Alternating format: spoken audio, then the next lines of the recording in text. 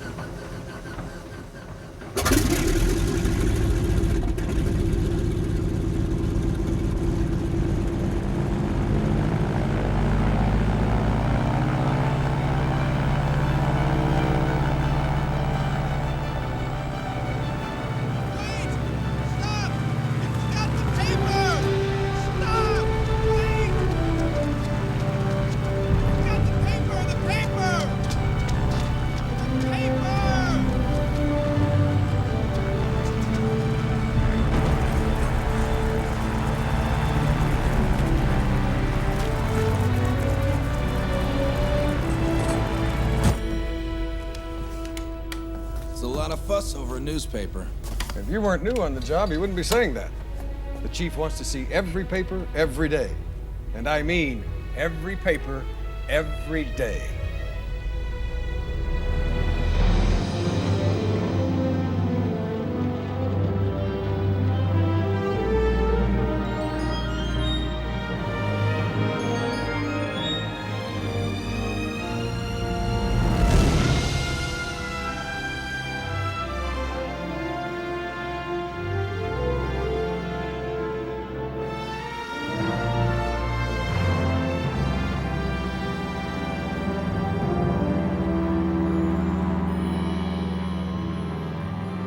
So every day we make the same flight? Every day.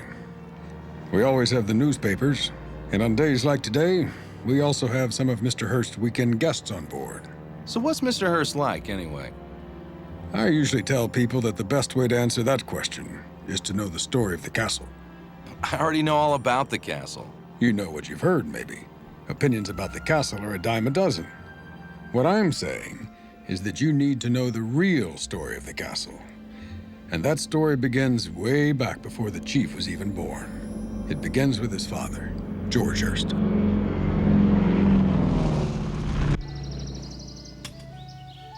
George Hearst was a dreamer. One of those rare individuals brave enough to follow their own heart. Indians who watched him explore the hills of Missouri as a boy were impressed enough to call him Boy That Earth Talked To. That name would come to mean something in the years ahead. George left Missouri in 1850 at the age of 30, and he made his way to California. His dream was to discover gold and make his fortune. He worked at it for almost a decade, but he never found any. Not enough, anyway. He did find something else, though. It was in 1859. George had bought into a share of a mining stake that many people thought was mostly lead. But he felt the earth was telling him something different. To test that hunch, though, he had to take the ore over the Sierra Mountains to have it smelted. It was a dangerous 300-mile journey over snow-covered passes. Most men were not willing to make it. But his feeling about this ore was strong, and it pushed him on.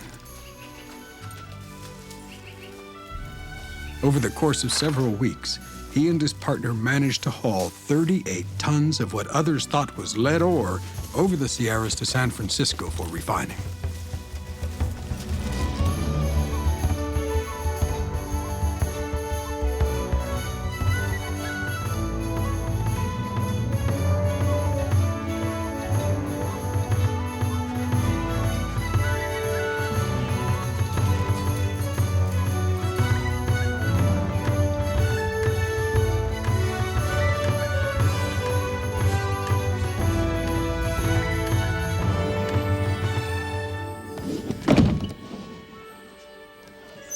It had cost over $500 a ton to haul that ore over the mountains and have it refined.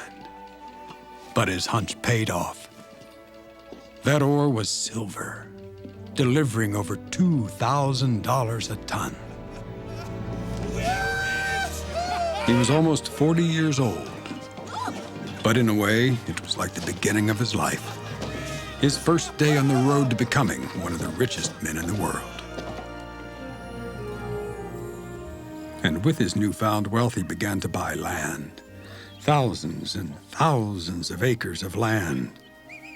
The first 48,000 acres he purchased were part of the Piedra Blanca Ranch.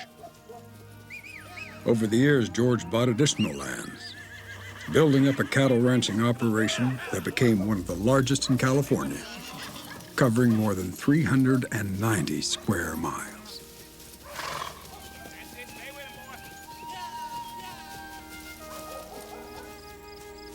But there was one piece of land George Hearst loved the most, and it was also the land his son would grow to love most as well, the rugged mountains overlooking tiny San Simeon Bay.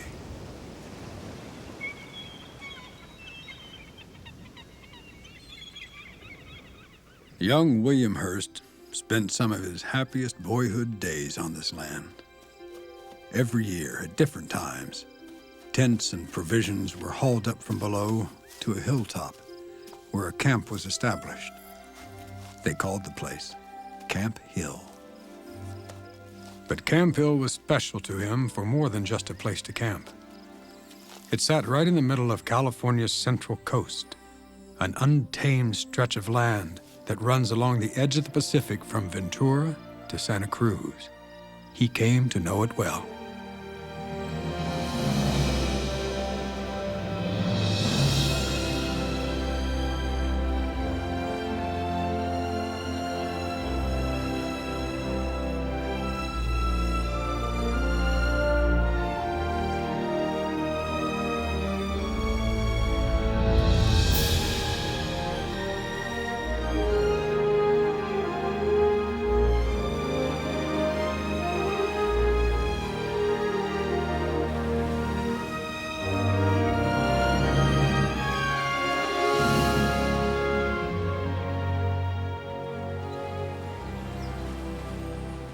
Young William's love of nature began along this coast, exploring places like Point Lobos and McQuay Cove.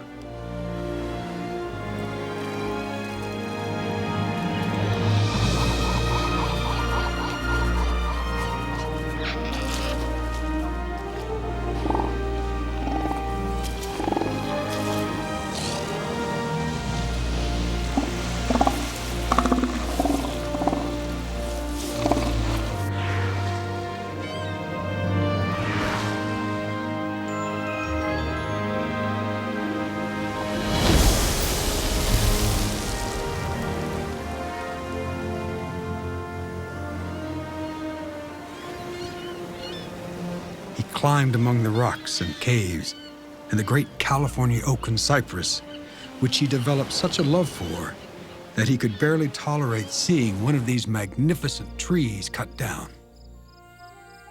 Camping at San Simeon and exploring the coast had an impact on Mr. Hearst that never left him. He said many, many times, "I'd rather spend a month here than any place in the world." And thanks to an adventure he was about to have with his mother, he knew what he was talking about. It was an experience that would chart the course of a major part of his life. His mother, Phoebe Apperson Hearst, was also a Missourian, only 19 years old and working as a school teacher when she married the newly rich George Hearst. She was an amazing woman of vision and sophistication, determined to see her dreams come to pass.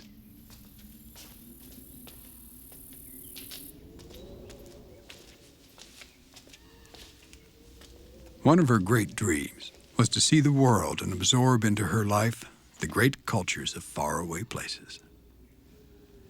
And she wanted the same for her young son. Ew, Yum!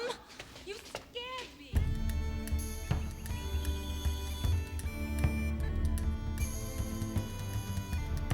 In 1873, when he was just 10 years old, young William and his mother embarked on a year-and-a-half European journey of discovery together. The Grand Tour, they called it back then. It was an experience that changed both their lives.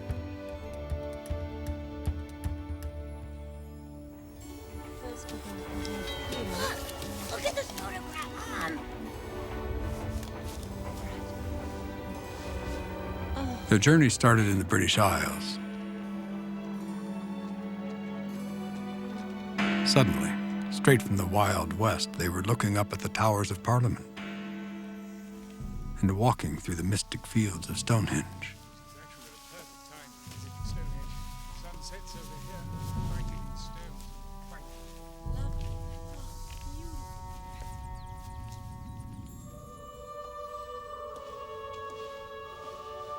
They stood in wonder at what they saw within the walls of the great cathedrals of Westminster and Canterbury.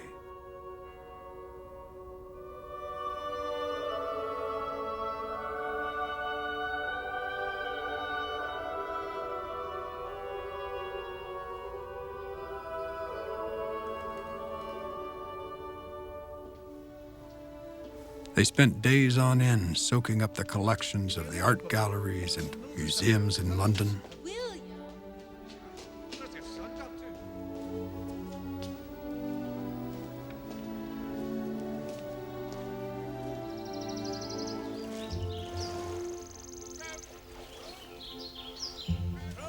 Even the things that were everyday and commonplace for the English were a feast of the unusual for them.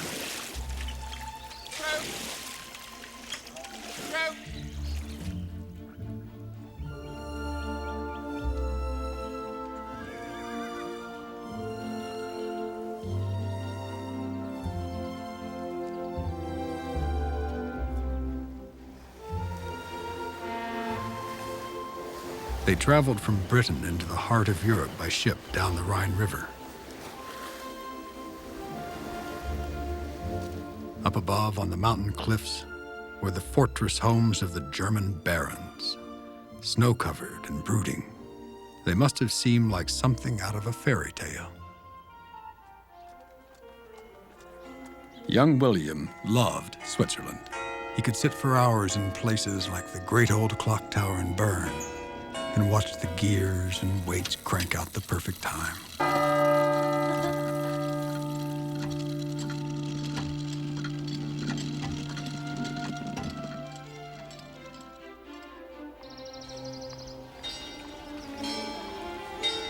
A completely different experience was waiting for them in Venice. One they weren't prepared for. Those twisted canals have carved out a city without an ounce of rhyme or reason. Nothing of what they saw in Britain, Germany, or Switzerland was here. In Venice, they saw thieves, merchants, peddlers, and carnival goers moving through the same streets as if they were all somehow thrown together by design.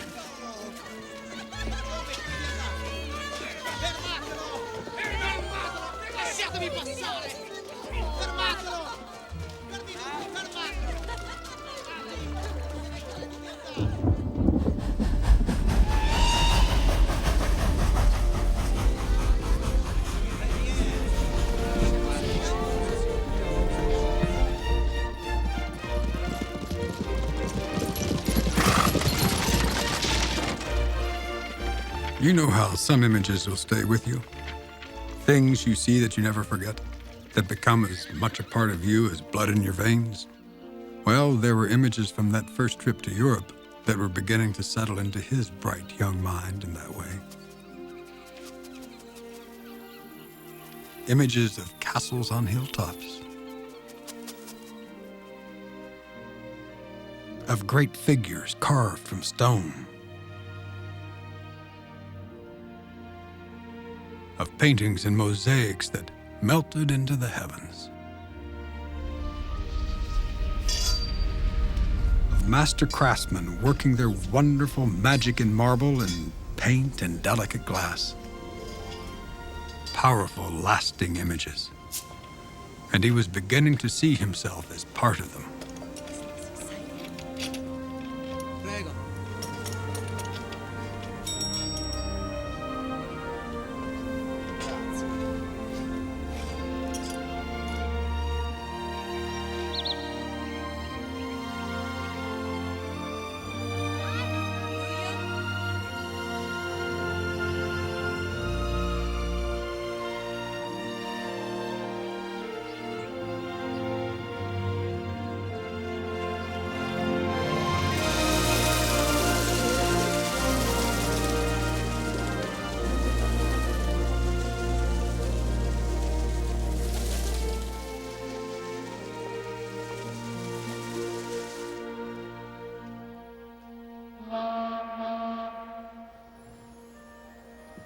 As he journeyed back to America, these images and experiences journeyed back with him.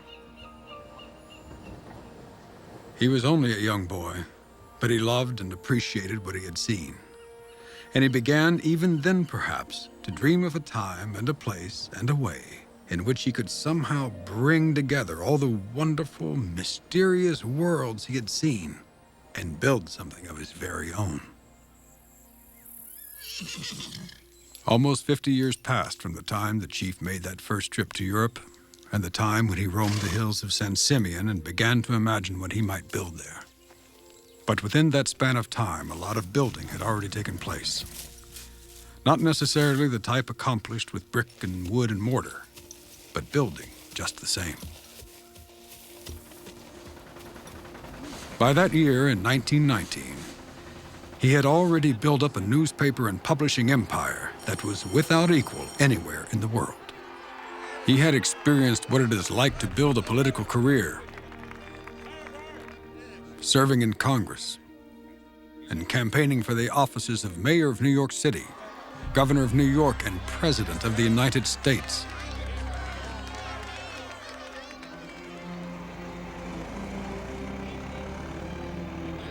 He built one of the early successful motion picture studios, creating not only movies for the silver screen, but providing film coverage of the world's great news-making events.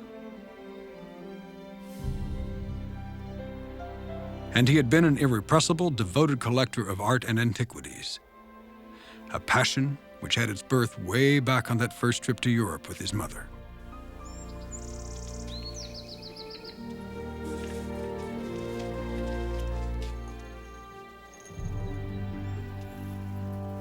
In other words, he was at the age when most people began to think of slowing down. But for him, the ultimate building experience he had longed for was just beginning. The dream of creating his own castle on a hill.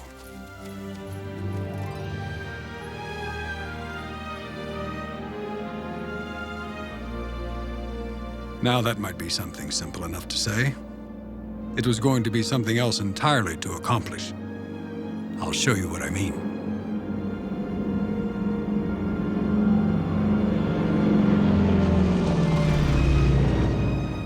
This is what the mountain looked like before he started to build.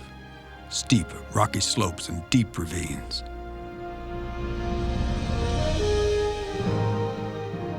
Hard enough just to camp on, let alone to build what he had in mind. The site he finally chose was a 123-acre spot not far from where he'd camped as a boy.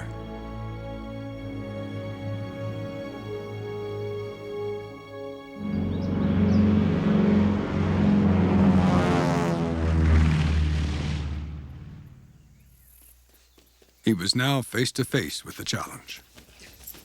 Most of the experts told him to forget the idea, told him it couldn't be done.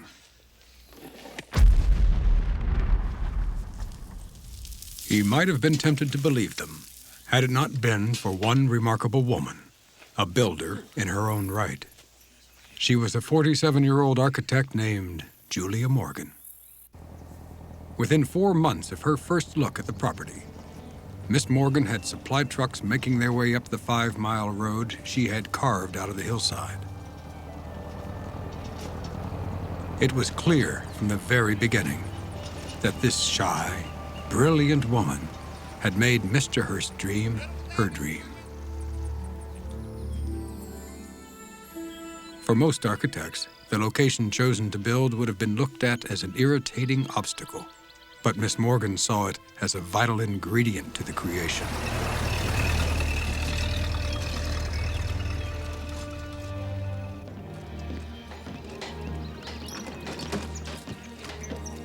But this is how she looked at everything in her life. It didn't matter whether it was becoming the first woman to earn a degree at the most prestigious design school in France, in a field dominated by men, or the demands of designing and building more than 700 diverse projects. She met all these challenges with grace, patience, and hard work. That part of her has almost become legend.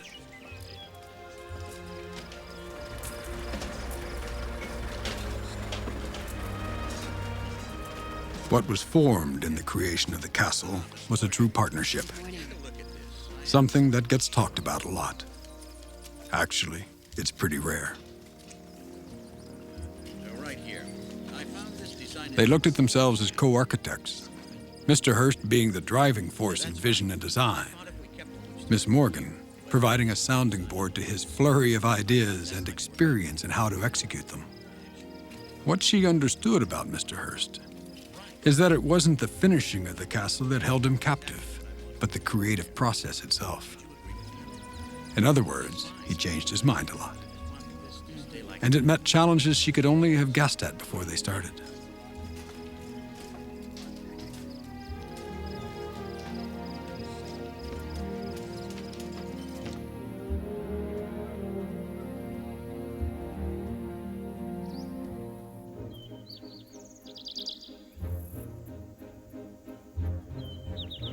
To begin with, every structure had to be formed of reinforced concrete to protect against earthquakes.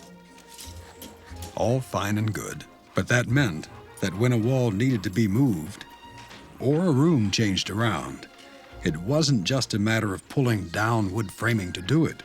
It was like tearing down the walls of a castle. Live trees were often moved from one place to another in concrete containers weighing more than 600 tons, taking weeks to accomplish and at a cost of thousands of dollars. Hundreds of others were hauled up the mountain and planted in places Mr. Hearst thought were bare.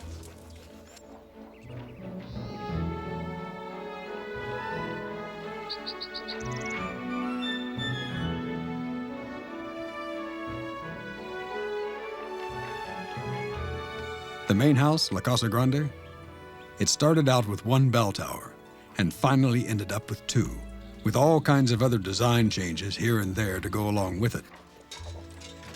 The huge outdoor Neptune pool was originally built just for the family to swim in. But when the needs expanded, the pool had to expand with them. In the end, it was built, torn out, and rebuilt 2 more times before they were finally happy with it.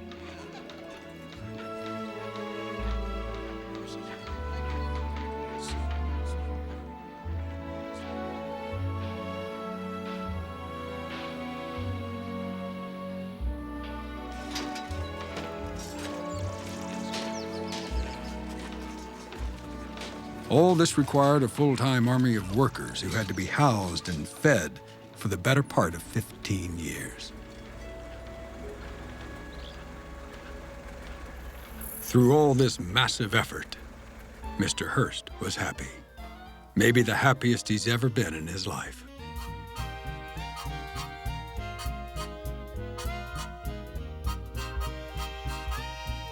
While keeping watch over the construction, he was also enjoying the rugged pleasures of the ranch again.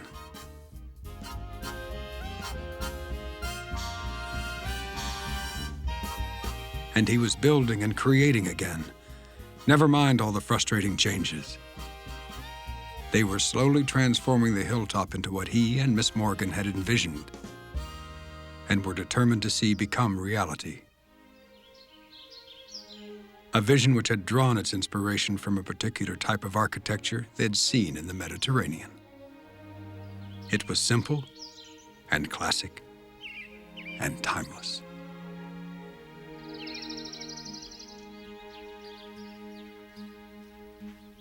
Among the ruins of ancient Rome and Greece, they found the inspiration for their final creation of the Neptune pool.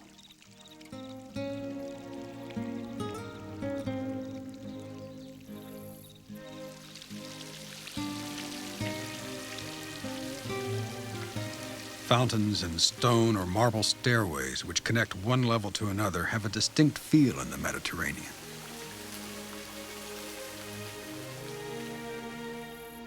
The castle stairways mirror the feeling of those Mr. Hearst saw in Italy and southern Spain.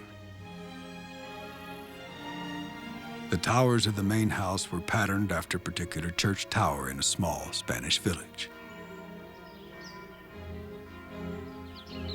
But the essence of their design for the towers can be seen in hundreds of cities and villages. The master builders of southern Europe had intriguing ways of using sculpture and seeing the opportunities to create art even in the most functional elements of a building.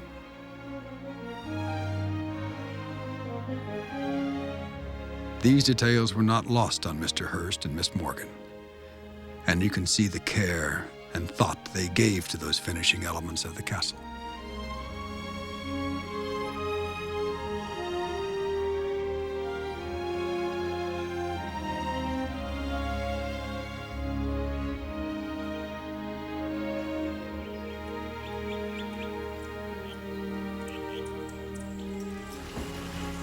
This is how they worked.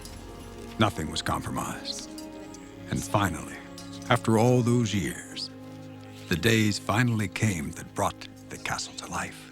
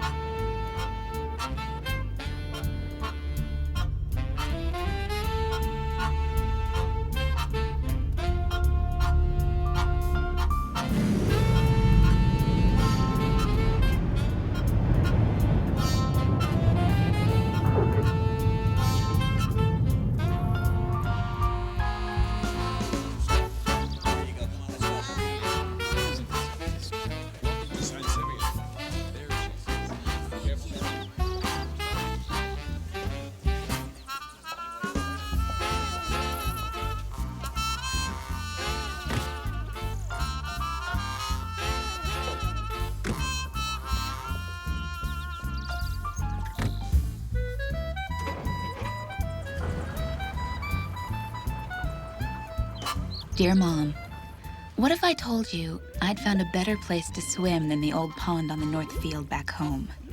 You never could have convinced me there was such a place, not in a million years, or not until last weekend at least. I've made a couple of tries at flowery description, but they don't even come close. Best way to think of it is to imagine what a Roman emperor's pool would be like. It beats anything I've seen in Hollywood so far.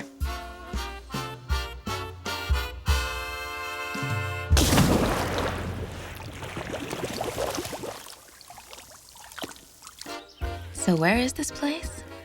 It's part of the castle of San Simeon, built by Mr. William Randolph Hearst. And if you can believe this as well, I was invited to spend the weekend as one of his guests.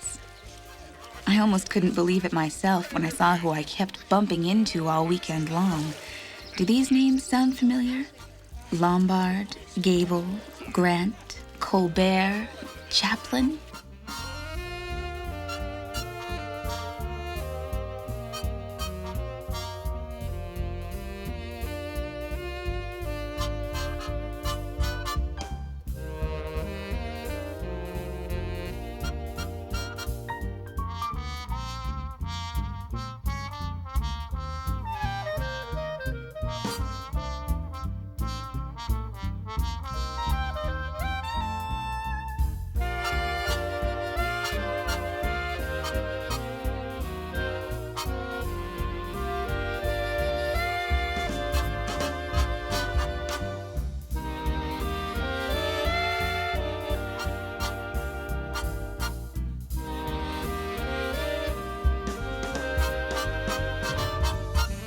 The whole place is like a museum. I actually asked my maid, yes, my very own maid, if it was all right to sleep on the bed in my bedroom. Even places like the pool room are filled with some of the most amazing things I've ever seen.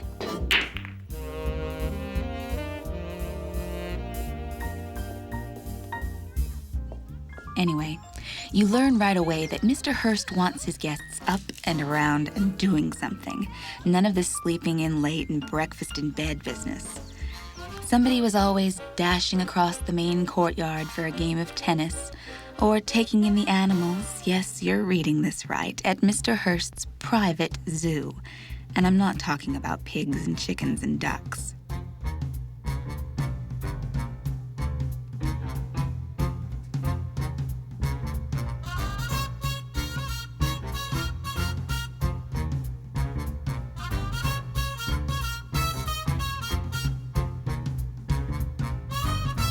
Some of us braver guests set out one morning on a bone-crushing horseback ride over the mountains, led by Mr. Hearst himself. At the end of the trail, the tenderfoots made a beeline to take a soak in a hot tub, and not in just any old run-of-the-mill bathroom.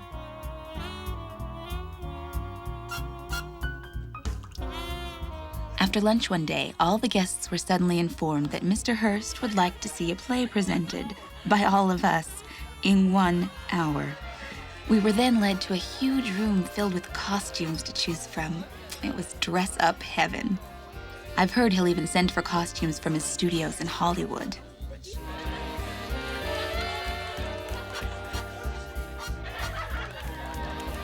Speaking of Mr. Hearst, or the Chief, as he's called by those who work for him, he's a very interesting man, completely different from what I'd expected and what I'd heard. He's quiet, almost shy, but he loves to settle into a good conversation. He's very polite with women, dislikes people who drink too much, but loves his little dachshunds.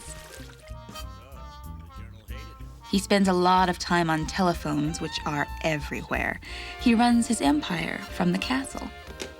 Every day he has every one of his papers flown in. He pores over them, makes notes to his editors, and then sends them back.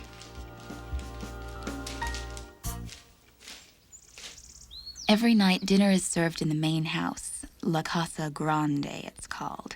Everyone gathers in this huge, wonderful sitting room, and then suddenly Mr. Hearst enters from a secret doorway and leads everyone into the great dining hall.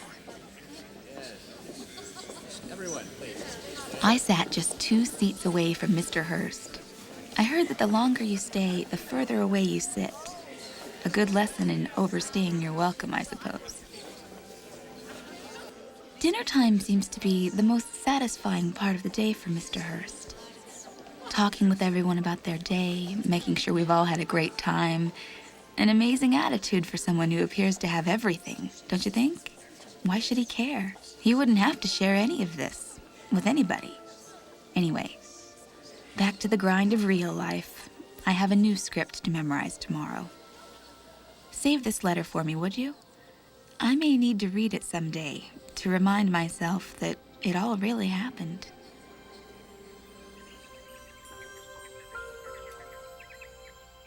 Quite a story, isn't it? A lot different story than I thought I'd hear. And it's not the whole story either. I fly a lot of guests home after the weekends. I don't think anyone has ever come away without feeling that they have experienced something truly extraordinary. That they have sensed something of what Mr. Hearst felt when he was a 10-year-old boy, seeing what was created by the great builders and artists of Europe. When people experience the castle in this way, they become part of the ultimate fulfillment of his dream in building it. Hedda Hopper, the Hollywood columnist, once said, "Never has anything like the castle been built before, and never will anything like it be built again."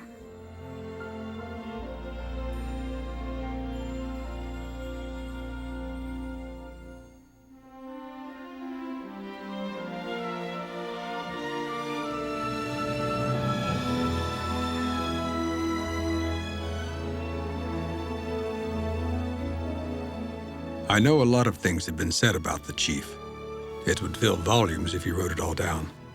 But here's one thing I can say about him.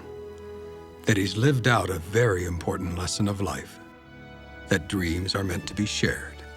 Because it's through sharing dreams that those dreams live on. He learned this lesson from the great builders and dreamers and creators throughout history, his parents and Julia Morgan included. So when I look up at that enchanted castle on the hill, that castle of dreams, that's the part of William Randolph Hearst I think about. The part that doesn't look back on what might have been, but looks forward to what might be, as long as there are men and women brave enough to follow their heart.